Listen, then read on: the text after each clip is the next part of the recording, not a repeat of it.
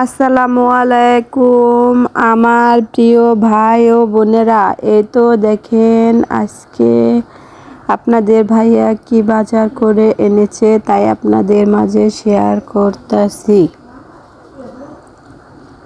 এখানে এনেছে একটা তরমুজ। তরমুজটা কিন্তু আগে দেখে নিলাম কালার ঠিক আছে কিনা। কালারটা অনেক সুন্দর মাশাআল্লাহ। এক টুকরা বাচ্চাকে দিয়ে নিলাম। আর এনেছে পাবদা মাছ। এগুলা ঠিকঠাক করে আমি রান্না করতে বসে গেলাম। এখন আমি বানিয়ে নিব পেঁয়াজু।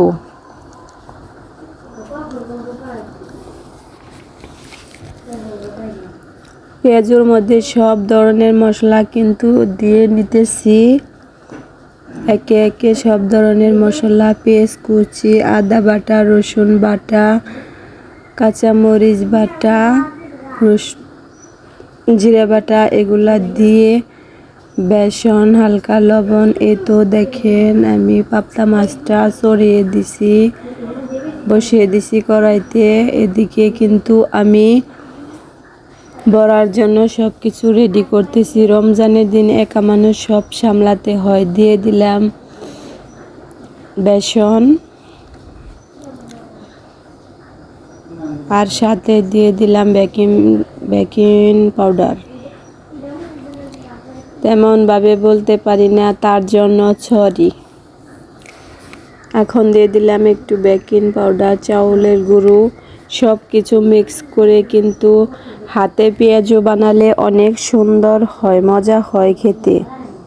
তাই এক এক দিন এক এক রকমের খাবার রেডি করে রাখতে হয় রমজানের ইফতারের জন্য। এই তো আমার তরকারিটা হয়ে গেছে, দেখেন কত সুন্দর কালার হয়েছে। এগুলো আমার হাতের টমেটো আর বেগুন দিয়ে পাবদা মাছ।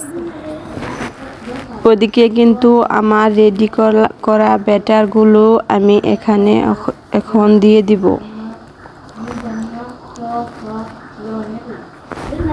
পেঁয়াজু করার জন্য।